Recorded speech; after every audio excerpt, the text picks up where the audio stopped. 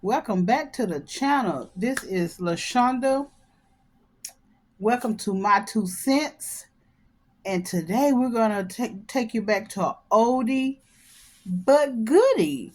Um, the movie is called Brown Sugar. It came out in 2002. And if you see me looking to my right, maybe you guys left. Excuse me. I wrote some notes. Okay, so the movie came out in 2002. It's called Brown Sugar.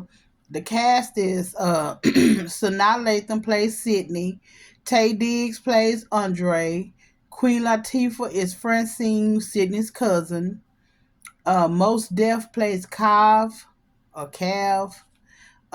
Nicole Ari Parker is Reese. Boris Kojo is Kelby, and Wendell Pierce plays Salmon. You know, guys, let me just tell you, I haven't liked him since he cheated on Robin and Waiting to Exhale. I have not liked him. So, but Wendell Pierce plays Simon. So I want to say, okay, so Sydney and Andre met when they were both like, I don't know, 10. You know what I'm saying? Like they met in New York, because I guess this is where the movie's taking place, and they both happened to, they heard this is when rap was first coming out and beatboxing and all that stuff. So of course you have people who this is the first time seeing break dancing and all this stuff. So it's like, what is going on? And then they both discover hip hop. They both discover that they have a love for hip hop, right? And just soaking in all the music and different styles of rap and different, all the old rappers, Dougie Fresh and Slick Rick, just a lot of the old rappers that came out in the 80s, basically. And so eventually, they grew up. Sydney went off to Columbia.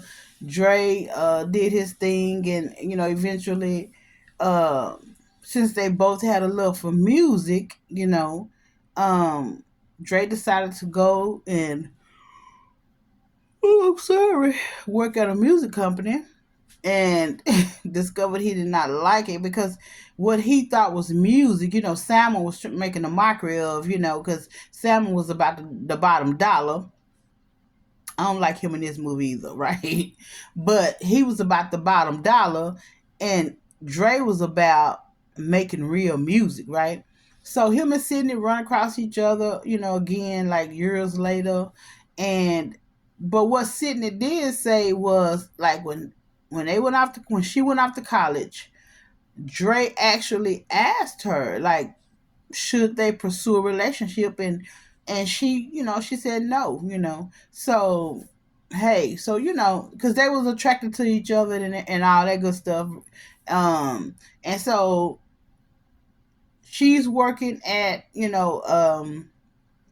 she's working at a publishing company where she do reviews and all this stuff, and he's working at a music company that he hate. And so he is dating at this particular time. He's dating Reese, and they decide to get married.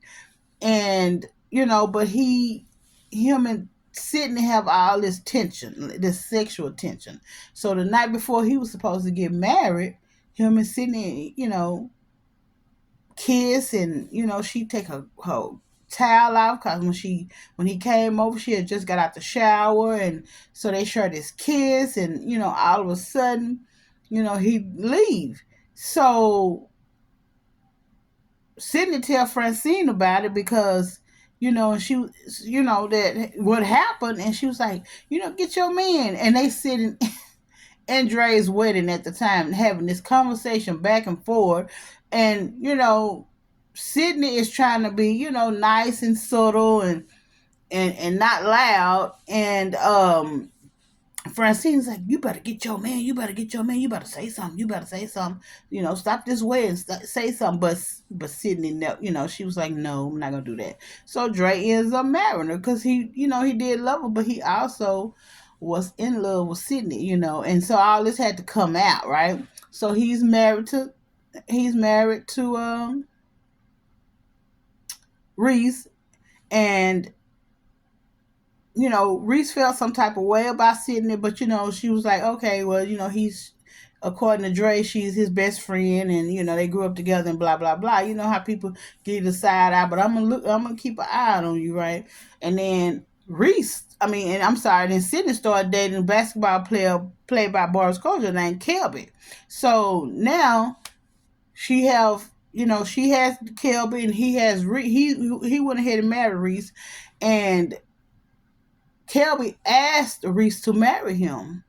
I'm sorry. Kelby asked Sid to marry him, and she said yes, but basically she only said yes because she thought that Dre had just basically closed that chapter in their life and moved on, which he did. I mean, well, he kind of he married Reese, but and then Sydney and Reese went to the same gym. So Reese did have this animosity towards Sydney because she felt like, she kind of felt like Dre had these feelings for Sydney that maybe he was not exploring, or maybe he was just not confronting, or maybe he was not admitting to having these feelings for Sydney.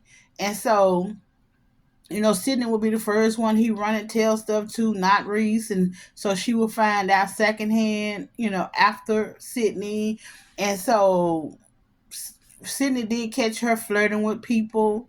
And she told Dre, she told Dre, they ended up getting each other's phones. They're in the morning time, their routine is to stand up, drink coffee, talk, see, set their day together, what time they gonna meet for dinner, or do they have any plans, or they working late, married couple things. And Dre accidentally took her phone, and because they had been swapping phones, mixing up phones, but nothing was going on. But at this particular time, all of a sudden they having issues, and because Reese, kind of got, wandering eye. So he see that somebody had texted her to meet, and him and Sydney show up, right? So now he's decided to confront her about it, and then the guy who Reese was out with didn't even know she was married, and Dre had to inform her, hey, you out with my wife, and it was crazy. So he decided at that point he was going to leave her. Really, he had motivation to leave because he was really in love with Sydney. Okay, so when he found out, and also going back to Dre and Sam, and I told you I don't like him. Well, Simon was all about the bottom dollar, so he was signing anybody who wanted a deal, right? Anybody who he felt like he could make some money off of or whatever. So he wanted to sign this black and white rap duo, Ren and Ten, and they was horrible. And Dre, at that point, Dre was like, this is not gonna work, right? This just not gonna work because this is not real music. This is trash, and Simon was about the bottom dollar. So Dre quit, and because he couldn't stomach it no more, he quit. And so Sydney gives him enough money to help him start his own record label, his own label, do your own thing, right? Because they knew what real music was. They knew what real music sounded like, you know what I'm saying? And it wasn't the Ren and Ten, it wasn't, you know what I'm saying? So they wanted to keep it where they wanted to keep it all the way real. Like, we know what real music is. We grew up in it. You know what I'm saying? We grew up in the era of real music. We know what defines real music. And just that, just these acts, whack acts, is not it. So he started his own label, and of course he went home to tell Reese, and she was like, this was a decision you should have made with me, and she was like, she felt like at that point he stepped outside of the marriage, and the first person he went to was Sid. When things were going wrong, he went to Sid. He didn't bring the situation home to talk to her, and I totally get that. So, they fell out, and eventually, she was, cheating in a way, and they decided, hey, we're gonna go our separate ways. We don't have to, They had a amicable split, like a very friendly split. And so, so of course, Kelby and Sydney's relationship was horrible, right? Because she really wanted Dre. She was in love with Dre, and Kelby was just passing the time, right? And so she was having this interview. This is how they, she was. Oh, wait a minute. So Most Def, his character's called Cav. So he was this upcoming rapper, in the movie, and so Dre was in pursuit of him, right? So Dre was like this, this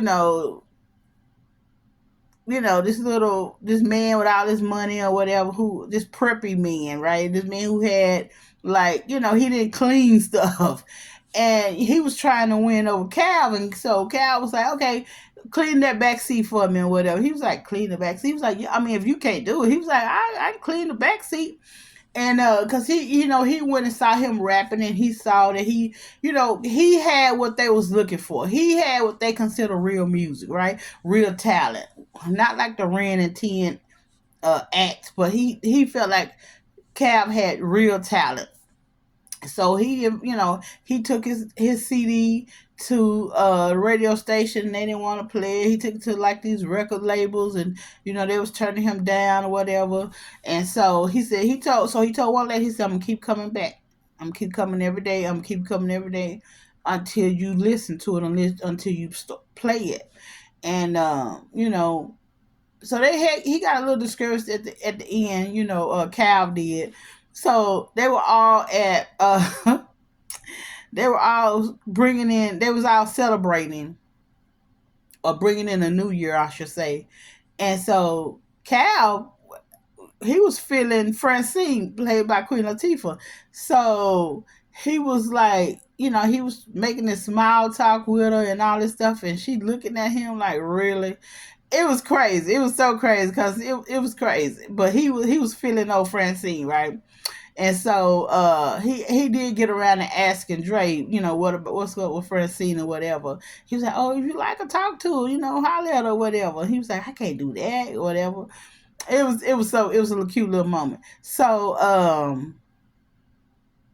Sid happened, so Sid and Dre, decided to go, kind of go their separate ways, because Dre was trying to do his thing, Sydney thought, when she saw him and the wife come out of the little bar or whatever, and they embraced, and because at that point they had already decided the marriage was over. Sydney saw it, and she put 2 and 3 together. It came up with 7, and so she went ahead and decided she was just gonna go do her own life. Evidently he's happily married, and regardless of the fact that they actually they ended up sleeping together, and so she thought he slept with her, but he was gonna stay with his wife, but that wasn't it. Like it was over. It was really over. So she went ahead and started doing her own life, doing her own thing for the moment.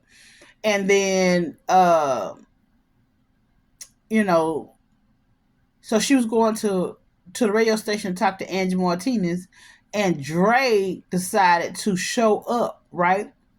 Dre decided to show up to the radio station. He called in. He was like, when did you fall in love with hip hop? Because they had a segment where they could call and ask Sydney questions. And so he was like, when did you fall in love with hip hop? And so Francine was like, you better answer, you better answer, not the answers you normally give, but, answers from your heart. And so he said, when did you fall in love with hip hop? And so she started talking about, when she was, ever since she was a kid. And so he showed up and, show up to the radio station. And finally, they decided to stop playing games with each other, because they knew they had been in love with each other since they were kids. And they decided, hey, we're going to stop the bull crap. And, they confessed they love each other. So I love a good love story. I don't know. I know some guys they really don't, but I think us women we love a good love story. And this was a pretty good, Hey, we met when we were young. We had chemistry. We had love for each other. But hey, life is life, and we grew up. We separated. I went this way. You went that way. And love is this. Love is like this, and this is what I would tell anybody. If it's meant to be, it will come back around, right?